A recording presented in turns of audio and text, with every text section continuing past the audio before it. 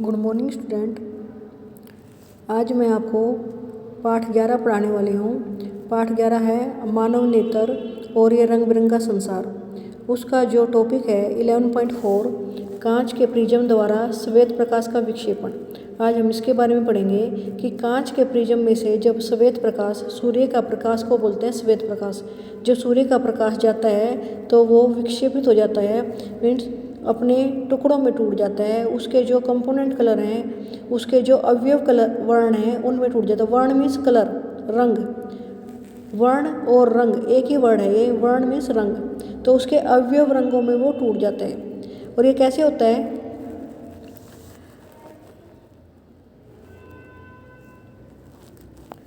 Prism में से जब एक किरण आपतित होती है उसके किनारे पर, तो वो अपने वर्णों की पट्टी में विभक्त हो जाता है।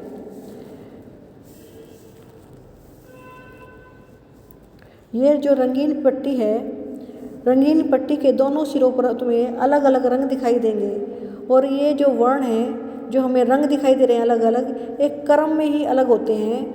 वर्णों का क्रम किस तरह से होगा, कैसे याद करोगे आप वर्णों के क्रम को? विबज्योर वर्ड से। विबज्योर, विबज्योर मीन्स पहले हमें बैंगनी कलर दिखेगा,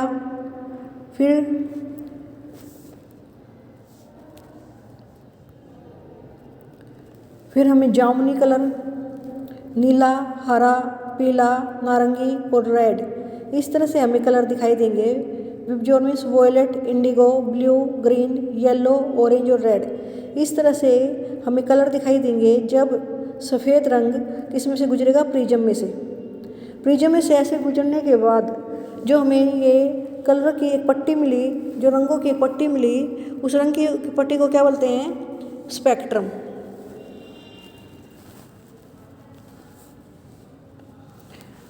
वर्णों के क्रम याद करने के लिए हमने याद किया था विबज्योर। और जो हमें प्रकाश के अवयवी वर्णों के इस बैंड को क्या बोलते हैं? स्पेक्ट्रम।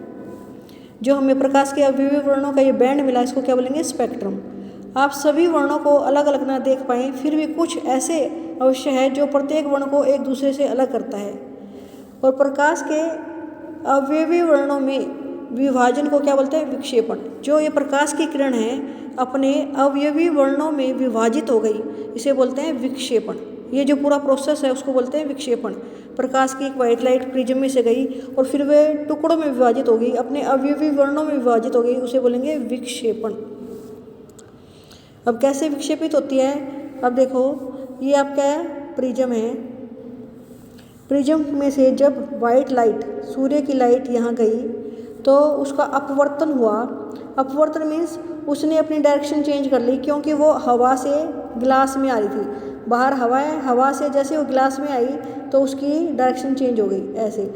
साथ में डिस्पर्स हो गई, विक्षेपित हो गई उसके पार्ट्स में, उसके अवयवी वर्णों में टूट गई। अवयवी वर्ण मीन्स उसके टुकड़ों में कि डिफरेंट कलर में टूट गई। वो टोटल 7 कलर में वो विभाजित हो गई। और जब ये 7 कलर बाहर निकलेंगे कांच के इस प्रिज्म में से, तो फिर दोबारा से उनमें अपवर्तन होगा और वो ऐसे बैंड करके चले जाएंगे, यहाँ से मुड़ कर चले गए।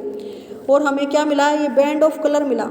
जो ये बैंड ऑफ कलर मिल रहा है, जैसे सबसे नीचे V, violet, indigo, blue, green, yellow, orange, red, इस तरह से हमें कलर मिले। लास्ट में रेड। ऐसा क्यों हुआ? क्यों? जो हर एक कलर है इसमें से हर एक कलर जो इसका हर एक कलर है अलग अलग एंगल पर बैंड होगा। कैसे बैंड होगा? जो इसकी आपतित किरण है, देखो आपतित किरण को जाना तो ऐसे चाहिए था, लेकिन वो 7 कलरों में बढ़ने के बाद अलग अलग एंगल बनाते हुए जाएगी। जैसे रेड कलर ये गया, उसके बाद ये येलो कलर दिखाई दे रहा है, ग्रीन दिखाई दे रहा है, ऐसे जाके जब ये अगर हम इस आपतित किरण के सापेक्ष एंगल बनाएंगे, कोण बनाएंगे, तो रेड कलर ने देखो इतना छोटा सा एंगल बनाया। अगर हम वॉयलेट कलर का एंगल बनाएं, बैंगनी कलर का, तो इतना बड़ा एंगल बन गया इस आपतित किरण से। जाना तो इसको ऐसे चाहिए था और जा कैसे रहा है? नीचे ऐसे। तो इतना बड़े एंगल से ये विचलित हो गया। इस अलग अलग रंग अलग अलग कोणों पे विचलित होकर बाहर आ रहा है, तो हमें ये क्या मिला? एक रंगों की पट्टी मिली। इस रंगों की पट्टी को बोलते हैं स्पेक्ट्रम। और प्रकाश के अवयव वर्णों में विभाजन को क्या बोलते हैं? विक्षेपण। क्या बोलेंगे इसको? विक्षेपण। ये वर्ड है आपका विक्षेपण और स्पेक्ट्रम। इनको आप इन वर्डों को भी लर्न कर लेना और इनकी जो डेफिनेशन है उनको भी आप अच्छी तरह से लर्न कर लेना। सबसे पहले जो श्वेत प्रकाश के द्वारा उसके 7 अवयवी भागों में विभाजित होना किसने देखा था? ये सबसे पहले इसाक न्यूटन ने। जो इसाक न्यूटन हैं, ये साइंटिस्ट हैं, इन्होंने सबसे पहले सूर्य के प्रकाश को कांच के प्रिज्म में से पास किया। जो आइजैक न्यूटन हैं, इन्होंने सूर्य के स्पेक्ट्रम को सबसे पहले देखा। सूर्य के प्रकाश को कांच के प्रिज्म में से पास किया तो वो 7 रंगों में विभाजित हो गया। उसे बोला उन्होंने प्रकाश का विभाजन होना, प्रकाश का विक्षेपण होना। और इस श्वेत प्रकाश को 7 रंगों में बढ़ने के बाद उन्होंने सोचा जब ये 7 रंग हमें मिले हैं तो क्या पता एक प्रिज्म और रख लिया जाए तो 7 रंगों के 14 रंग हो जाए। ऐसे सोच के उन्होंने एक प्रिज्म और रखा। लेकिन प्रिज्म एक और रखने के बाद ये जो 7 रंग थे, जो 7 कलर थे, वो 7 रंग में ही रहे, 14 कलर नहीं मिले। तो उसके बाद उन्होंने एक काम और किया। इस प्रिज्म के साथ जैसे ये प्रिज्म रखा, उसमें से वाइट लाइट गुजारी तो 7 कलर में निकल गई बाहर। 7 कलर में निकलने के बाद उन 7 कलर्स को उन्होंने एक उल्टा प्रिज्म रखा। कैसे रखा? उल्टा ऐसे। और उसमें से 7 कलर गुजारे तो जो बाहर आया रंग वो केवल एक कलर था और वो था वाइट लाइट। कैसे आई? वाइट लाइट, सफ़ेद रंग की प्रकाश। इट मीन्स जो वाइट लाइट है अगर प्रिज्म में से गुजारते हैं तो 7 रंगों में बढ़ जाता है। उस वाइट लाइट को सूर्य का प्रकाश भी बोलते हैं। सूर्य के प्रकाश को श्वेत प्रकाश बोला जाता है। और ये 7 रंगों में बढ़ने के बाद जब प्रिज्म में से उसने सिंपल ऐसा ही प्रिज्म रख के गुजारा तो वो 7 कलर 7 में ही रहे, 14 नहीं बने मीन्स। और जब इसको इन 7 कलरों को एक उल्टे प्रिज्म में से उसने फिर से उसको गुजारा तो उसे एक श्वेत रंग की पट्टी फिर से मिली। क्या बना? एक श्वेत प्रकाश। इससे उसने यह हमें बताया कि जो सूर्य का प्रकाश है वो 7 रंगों से मिलकर बना है। सूर्य का प्रकाश 7 वर्णों से मिलकर बना है। ये हमें उसने लास्ट में एंड में इसाक न्यूटन ने बताया कि सूर्य का प्रकाश 7 वर्णों से मिलकर बना है। और सूर्य के प्रकाश के समान जो भी अन्य कलर ऐसा ही स्पेक्ट्रम देता है उसे भी श्वेत प्रकाश बोला जाता है। कोई अन्य कलर अगर सूर्य के प्रकाश की तरह ऐसा ही सेम स्पेक्ट्रम बनाता है तो उसे हम क्या कहते हैं? ये भी श्वेत प्रकाश है। अब इंद्रधनुष कब दिखाई देता है बेटा? वर्षा के पश्चात, हमें बारिश के बाद दिखाई देगा। आकाश में जल की बूंदें लटक जाती है। जैसे ही बारिश खत्म होती है तो वायुमंडल में वायु के साथ कुछ जल की बूंदें रह जाती हैं। और ये जल की जो छोटी छोटी बूंदें हैं ये छोटे छोटे प्रिज्म की तरह काम करती हैं। जल की बूंदें क्या काम करती हैं? प्रिज्म की भांति कार्य करती हैं। जब इनमें से सूर्य का प्रकाश गुजरता है तो सूर्य की आपतित प्रकाश को ये बूंदें अपवर्तित कर देती हैं और विक्षेपित कर देती हैं। मीन्स उसके कंपोनेंट कलर, उसके अवयवी वर्णों में उन्हें विभाजित कर देती हैं। इसके बाद उसका आंतरिक परावर्तन होता है, फिर वो वापस आती हैं और उस बूंद में से बाहर निकलती हैं दोबारा से अपवर्तित होकर।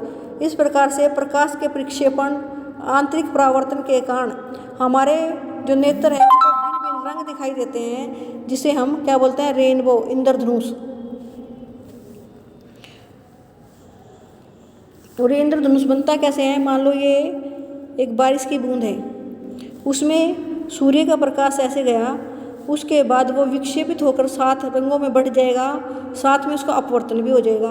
अपवर्तन होने के बाद जैसे ही ये यहाँ टकराएगा तो वापस इसका परावर्तन हो जाएगा, आंतरिक परावर्तन होता है। फिर ये जब बाहर निकलते हैं इस बूंद में से लाइट तो 7 कलर में से फिर से इसका अपवर्तन होगा। इस तरह से यहाँ हमें क्या दिखाई देगा? रेनबो दिखाई देगा। हमेशा सूर्य के जिस दिशा में सूर्य है ना उससे उल्टी दिशा में हमें इंद्रधनुष दिखाई देता है, बारिश के बाद दिखाई देता है। और अगर आपने किसी धूप वाले दिन रेनबो देखना है तो आपको सूर्य की तरफ पीठ करके खड़ा होना पड़ेगा। और किसी फव्वारे में से अगर हम आकाश को देखेंगे, किसी फव्वारे में से अगर हम जल के फव्वारे में से अगर आकाश की तरफ देखेंगे तो वो जो सूर्य की लाइट है उस जल के फव्वारे में से पास होने के बाद इंद्रधनुष के 7 रंगों में बटते हुए दिखाई देंगे, क्योंकि उसका विक्षेपण हो जाएगा। किसके द्वारा? जल के फुहारे में जो पानी की बूंदें होंगी वो प्रिज्म की तरह कार्य करेंगी और सूर्य की रोशनी को 7 रंगों में विभाजित कर देंगी। आपको ये सारा रीड करके अच्छी तरह से लर्न करना है। Okay student.